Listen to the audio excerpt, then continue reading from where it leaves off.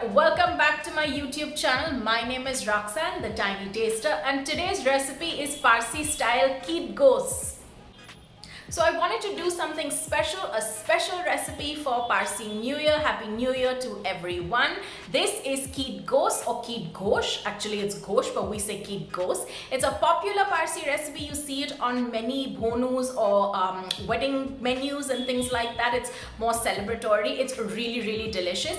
Kid actually refers to the baby goat or baby lamb. So Kid Gos is just because the meat is really soft and tender, but it can be any chunks of goat or lamb, whatever you prefer, that is really soft. It's a delicious recipe. While there is some chilies used in it, it's not really spicy. It's more plain, but it is really flavorful. I can't call it bland at all. It's delicious and I really hope you enjoy it. If you do, as always, don't forget to give this video a big fat like, share it with all your friends, leave me a comment and subscribe to the channel. Also, don't forget to check out the link down below. It has the full detailed recipe, all the ingredients and proportions and everything you need. So without any further ado, let's get cooking. So we start with your mutton. I've taken 500 grams of mutton, to which I've added salt and ginger garlic paste, and then you just mix it through. Please don't use a spoon like I did. I was shooting and it was difficult. Just use your hands and massage it well so that the ginger garlic paste gets mixed in with the mutton.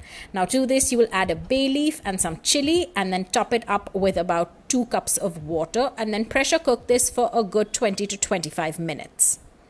Whilst the mutton is cooking, we'll get started on our paste. To your mixer grinder jar, add in a cup of soaked cashew nuts. Please make sure they're soaked. It's easier to grind them.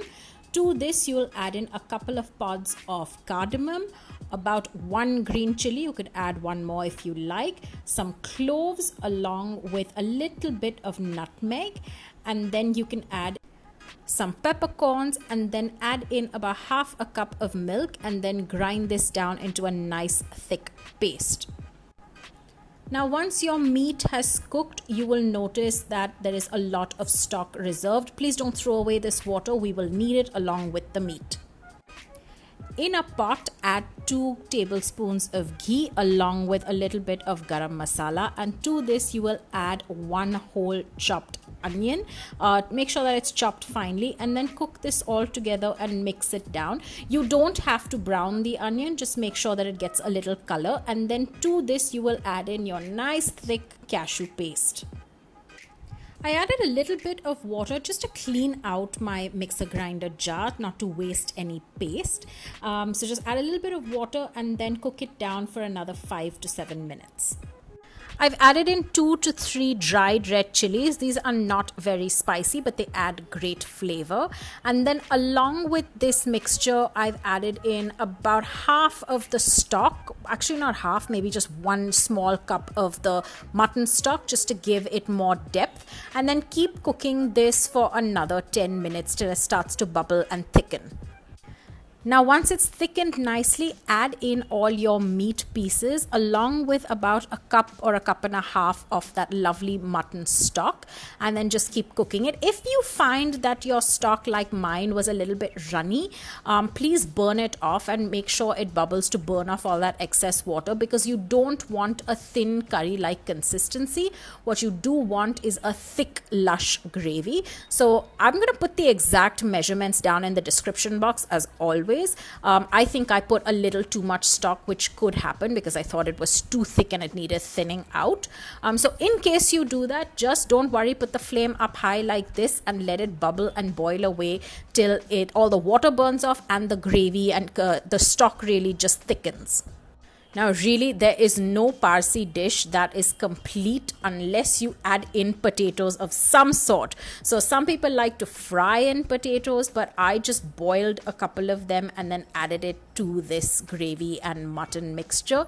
I think the boiled potatoes actually work well. I don't think you necessarily need to fry it. You could add in just kacha or raw potatoes as well, but it will take so much longer to cook. So I highly suggest that you boil them, and then just keep cooking this for another 10 minutes till everything just comes together and all the flavors get incorporated and that sauce or gravy is nice and thick. The last stage to getting this really nice and creamy is to add a little bit of coconut milk, about say half a cup or so. I just used 1/4 of one of those Tetra packs. I don't put too much because then it becomes really heavy. A little bit really goes a long way. And then of course you don't want to keep cooking this because then the coconut milk rather will just split, and that's not very nice. So do this right at the end in the last 5 minutes. Give it a good mix, and that's it. Your Kid Gosht, Parsi style Kid Gosht is all done. This is a fantastic recipe and one that is highly underrated. Trust me, most Parsis I know love this Kid Gosht. In fact, I didn't particularly love it whilst growing up, but this recipe, oh my gosh, it just brought back so many memories, good memories, and I love it. And I've actually made it a couple of times now, so I'm really excited.